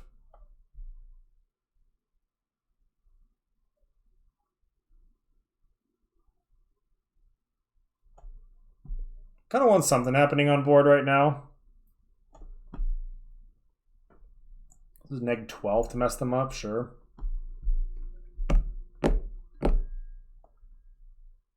Duress is actually pretty hot, not gonna lie. Now I get to see what they're doing. Exiled a bunch of lands in the process. This is kind of the best of both worlds. I got a free card and I still get to take a card out of their hand. Jeez, opponent. Calm down. Alright, well, let's get this Ashiok out of here. Be gone. They get to cast exactly Scarab God this turn if they want to.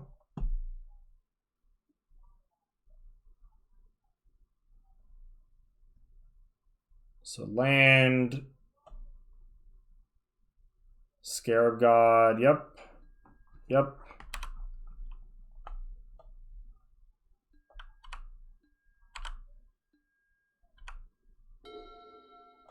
Okay. I have 1 card in hand. Do I know what it is?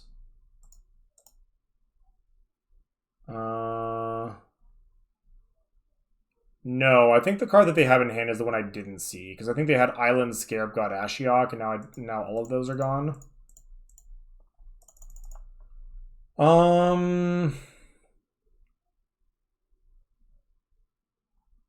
So playing the Spellskite here is actually not great. So I actually think, oh, man. So I neg 4, it goes to 5. Then it comes back. I hate the, oh god, Scarab God is such a pain. Kind of wish this was exile. But they wouldn't have exiled the Scarab God. They would have just exiled the other 2 cards anyway. No, I think I just need to like build more stuff up against them. They're going to reanimate the Chupacabra though against any creature I have, which is a bit of a problem. Narset's interesting. Sure, let's cast the Narset.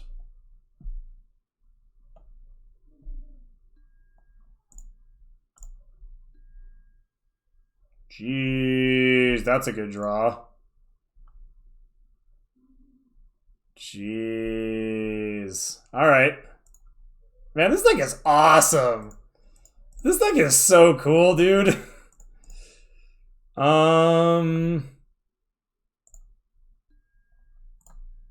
Bounce that.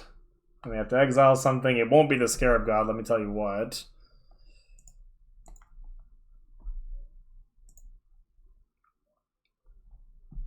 So let's see what the other card they had in hand that wasn't Scarab God was. Frost Titan. Okay. Wait, they actually chose to cast Scarab God instead of Frost Titan. That's fascinating. Alright, and then we'll just cast this.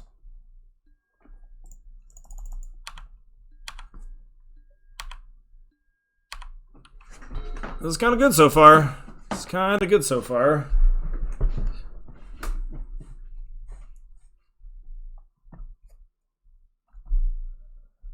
So they basically have to. What are they? I don't know. They're kind of in a rock between a rock and a hard place here, right? Because they can animate their tar pit and hunt down either the Narset. Okay, so they're just going for that again. I mean, we're here for a time walk. We stand a time walk, that's for sure. Jesus Christ. Do you think my opponent concedes this one?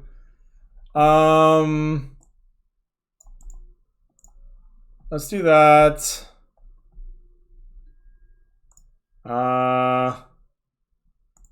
So let's see if this resolves first. This deck is so sick, dude.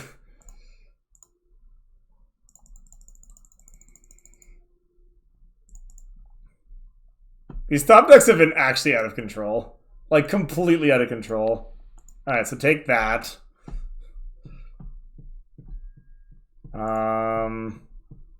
And then roll up again. So now I get to just ult this Bolas next turn. Got a Shriek Maw. Wait, why can't I cast it? Do I need a legal target to cast it? Why can't I cast this? Huh? Did I say no? Did I opt no by accident? Oh, it's non-land permanent. Sorry, I thought it blew up all my opponent's permanents. You're right. This ult actually does nothing right now. That's kind of funny. Probably should have gone after the hand then. Whatever. It's gonna be like very difficult to find a way to lose this game from here, I'm pretty sure. I may find a way, to be honest. I may find a way, but it's gonna be hard. I am trying to understand why I'm not allowed to cast this card, though. That is confusing to me. Like, quite confusing to me.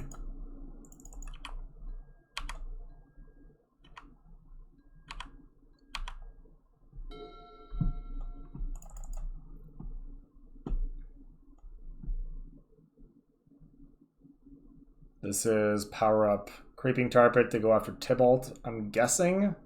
Though it could be going after Ashiok as well. This is non-land permanent. I am very impressed that my opponent is still in this game. I'd have been probably off this a while ago.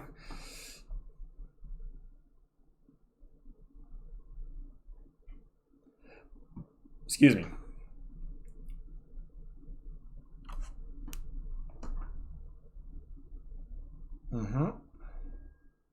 Cosima, huh? So Cosima, and then they're holding up Brazen Borrower, I guess?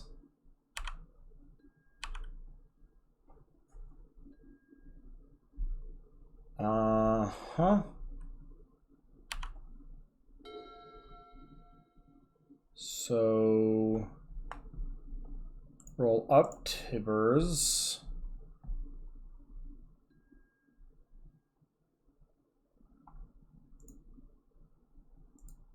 Where are the cards that I get to play? I don't understand what's happening. Chat, where are the cards that I'm... Oh, they're hiding. Oh, they're hiding behind the other card. Wow, good interface, Moto. Love it. Absolutely love it. All right, let's play an island. What do I DT for here? I should DT for something. Wait, how much mana do I have? 1, 2, 3, 4, 5, 6, 7, 8, 9. I'm gonna go after the last card of my opponent's hand.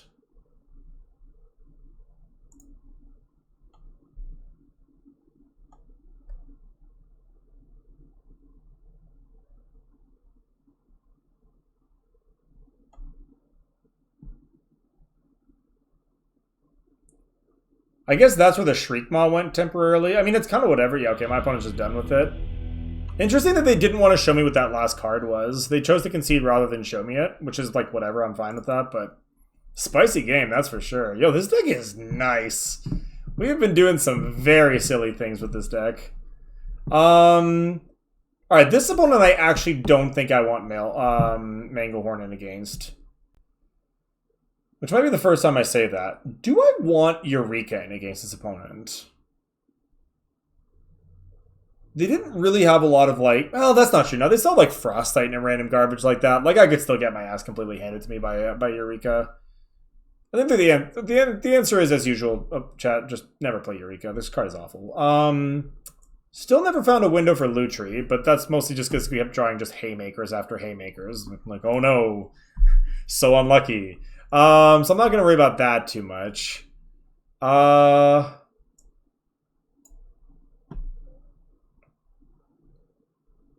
Yeah, I think we're just going to keep the build as is. Just run it back.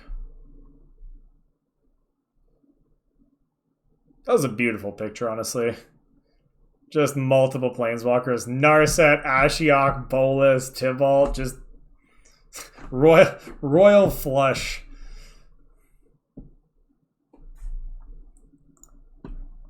Any deck where I get to cast Tibalt and Nicol Bolas is an okay deck by my accounts. They're extremely fun cards to resolve. This card in particular brings me a lot of joy. This Tibalt Cosmic Imposter sparks joy. A lot of it, in fact. Alright, once again, revealing Lutri. We'll see if it happens. Sounds like pretty boring. The Chupacabra is kind of a mull to 6 already. If this was a mulligan to 6 and Chupacabra wasn't in my hand, I'd probably keep it. So I'm just going to keep it. I think we're fine here. It's not exciting. We kind of need to do something at some point, but, you know, we're pretty good at drawing cards, so we'll just do that. All right, keep.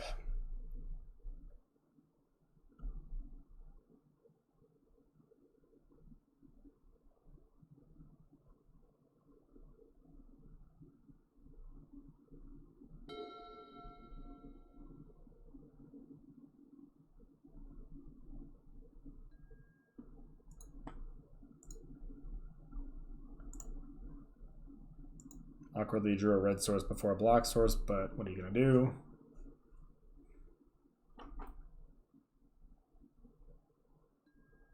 DT is scary. My opponent has some very good cards in the deck. Like, I'm not surprised that they're 2-0. They've got, like, multiple cheap card advantage spells, and, like, they got the Reanimate in there, which is nice. I may hold on to this Spellskite to pitch Thirst for Knowledge, even though Spellskite was kind of MVP last game. Buying me out of that, would it occurs to me I only have one forest left in my deck. I'm going to be very upset if I draw my forest the turn that I try to cast this Nissa. F. I don't know like how much I can actually beat that card. Beating that card on 2 on the draw. What do we lose? Land, and Garrick. Sure. I mean, the good news is none of those cards help me. Would have been cards that would have been good to draw against the Ashiok. The bad news is that neither is the island I just drew. Alright. Oh, what? I only had 2 forests in this deck? I thought I had 3. Oh god. That's so bad. Ugh. I definitely would have just kept up Thirst for Knowledge then. I think we're going to lose to this Ashiok, for being honest.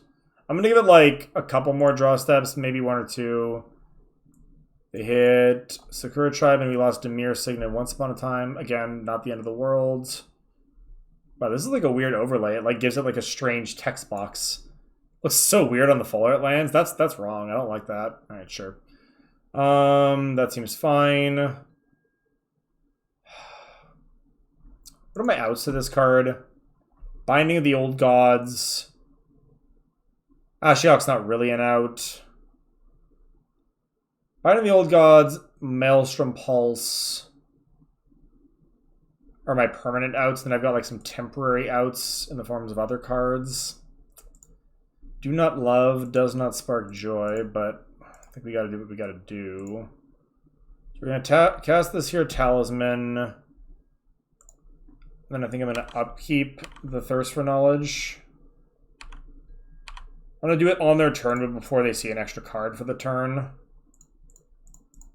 To minimize the odds of counter spells while forcing them to tap out on their own turn if they have one. Okay, that's good. So we'll discard a Spellskite. So it's hard to say if the damage has been done already, especially if they have a counter spell. That's just gonna like be the end of the day for me. Because yeah, like I'm down to 17 cards now. They've already exiled 9 cards out of my library. They hit Venser and 2 more lands. They've hit a lot of lands. Is the only good thing about this so far. Okay, if that's all they're doing, okay, we may have a chance, chat. We may have a chance. That was like honestly a pretty underwhelming sequence of draws from them. Or like sequence of turns from them. Because I can go Maelstrom Pulse the Ashiok. And then Borer the Hedron Archive. Hopefully they don't have counter magic. Looks like they didn't. And then we're gonna Petty Theft the Archive. And like now we're kind of right back in it. Like, we are going to deck faster than they are, but they also haven't hit any of our top-end cards, like none of them. And that actually just means we're much closer to drawing those top-end cards. So I kind of like our chances here.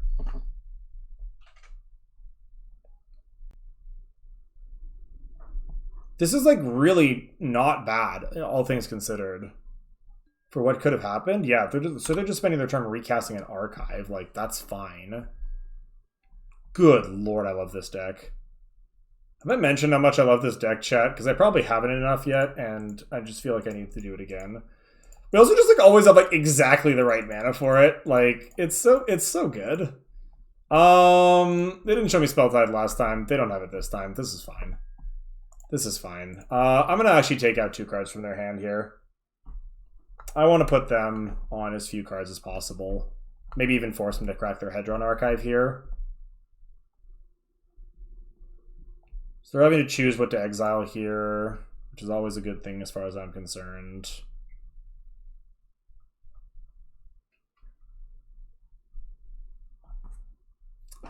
Tough decision for them, apparently. You don't hate to see it.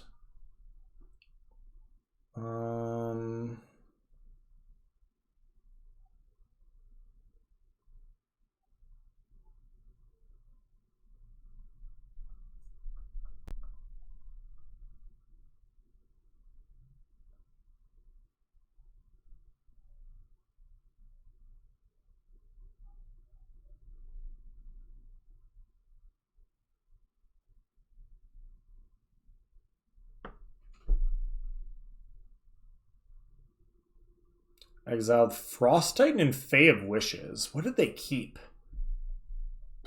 Because Frost Titan was one of the cards I thought they might have and keep if they had it. So whatever they kept was better than Frost Titan in their opinion. Which is a little concerning. Just a little concerning. Oh, that's not bad. Okay, so they have 2 cards in hand. So, I mean, I'm just going to go after the other 2 cards, force them to do something here. Are they going to crack Archive in response? No, what is this? I'm countering that bejesus out of whatever this is.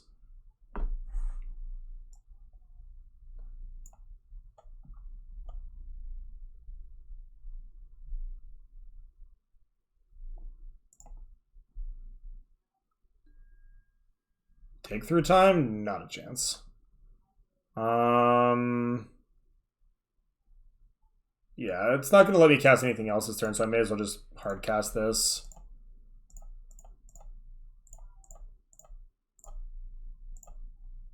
May as well just hard cast this.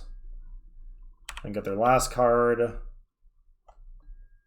Which was an island, sure. So they kept Dig Through Time, which was the card that they actually kept in hand. Which is fine with me. Play a forest. Then pass the turn. Okay. So they're top decking now. They technically have a card in hand in the form of the brace. Wait, no, I'm an idiot. This is my card. I'm so dumb. I've literally been like, oh, they could play. God, chat. Why does anybody let me play Magic? All right. Oh, and I also could have tapped that such that I could have actually cast that end of turn too, but I'm a big dummy, so I didn't. Well, it's fine because we have the better card, so we're winning. It's okay. It's okay. Play loose, get rewarded, right? That's the saying. Also something about luck. And never getting punished, but yep. All right, so 0 cards in hand. So they're basically just playing this, and then they're going to crack that at end of turn and start with 3 cards in hand, which is like definitely very reasonable. So let's go after their hand or after their deck now and see if we can't get some juice. Ah! Oh, wait, which one is mine? Which one's mine? Okay, this one's on an adventure, so this one's theirs. That's really funny. That's super funny. Wait. Question. Does this go to the adventure zone? Whose adventure zone does this go if I cast Petty Theft? Because I kind of want to... There's no real... Is it this turn only? I'm just going to play it as an actual card. So this one... Yeah, so this is there. So I'm just going to cast the actual Brazen Borer here because it's free. Okay, I wasn't sure, and I'd actually rather get the free 3 one than the free bounce because all it'll do is force them to do it now, which they're going to do anyway. So like, actually, it would actually just counter this card because they would just do it in response, right? They would crack it in response, and I wouldn't actually get the borrower. So here I actually just get a borrower, which is great.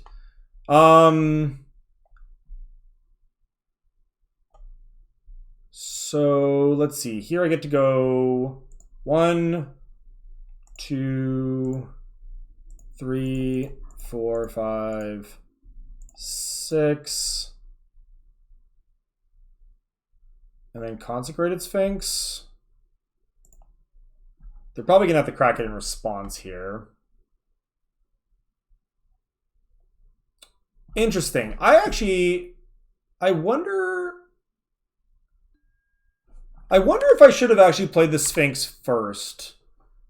Yeah, I missequenced this.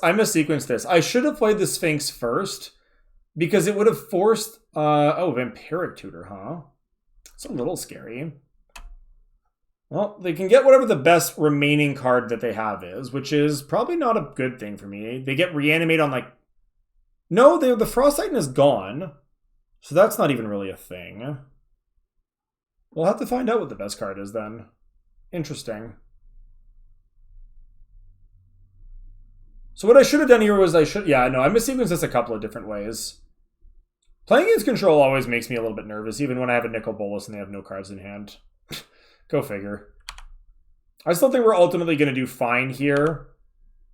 But yeah, what I should have done was I should have played the Consecrated Sphinx first in order to force them to crack the thing, unless they wanted to give me 4 cards, which in turn would have then let me then exile those 2 cards from their hand right away. Sure. So they do get to get the Ashiok from my hand here. I wonder if the Duress is the card that they VT'd for. That or they just top decked it. True Name Nemesis is interesting. I don't know if that's good enough, but it's not terrible. I think I can just kill them faster than that, though.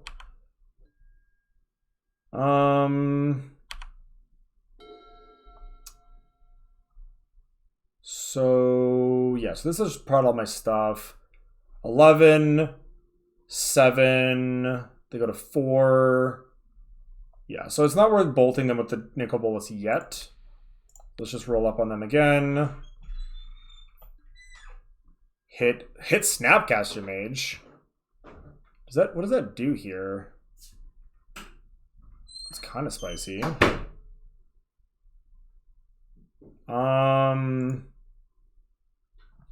I guess I'll cast Snapcaster Mage. Target Pulse doesn't do anything, neither does Forcible, so I guess we'll just target Thirst. Do I want to cast Thirst? Probably. Can't be bad.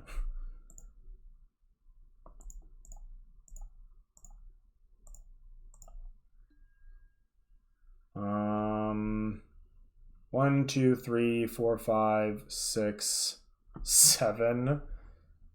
Discard 2 cards. Discard Trank and Choop. Play the Emeralds.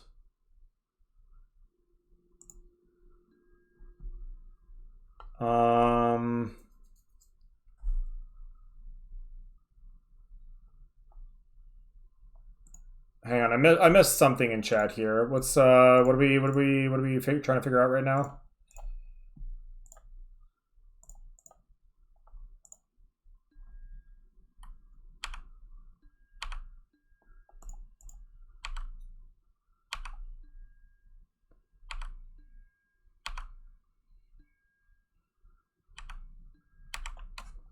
Why would this be in the cube? What's this? Sorry, Alex. Which this are you referring to? 5 cards left? Oh, True Name. It's a really efficient beater, honestly. Like it kind of beats up uncontrolled decks pretty badly. Like the only reason it's not beating up on me worse than it is right now is because of how hilariously far ahead I am. But like generally speaking, it's kind of a scary card. Alright, so my opponent's gonna attack Nicol Bolas for 6, or me for 6. Like, I don't really know what they're accomplishing here, but whatever. Yeah, sure, go after Bolas. My opponent is just dead on board here. Like, they have no cards in hand, so, like, this is just meaningless game actions being taken right now. Oh, yeah, in terms of cheesiness, yeah, I don't know. I mean, again, it's a personal choice thing, right? Like, some people think the card is fine, some people don't. Like, some people think Bribery shouldn't be in any cubes, and that's in the regular vintage cubes. So, like, and Bribery is also very cheesy if you think about it, right? Yeah, 0 cards in hand. Let's just flash in the Brazy Bee. So it's just really a matter of like what you and your play group determine to be cheesy. Because remember, this is, as far as I know, this is a completely card for card copy of the deck that Mengu just plays with his friends. Like just all the time. And so like they're like it's really not like a huge like that's really just like the only consideration being given is like what they like to play. So if they're good with it, and like they play at a pretty high power level. All right. Well, speaking of high power level, my punts were not enough to overcome the raw power of 7 mana Nicol Bolas and 7 mana Tibalt, and that is a trophy. That is a 3-0, ladies and gents and other people. So yeah, we're pretty happy about that one.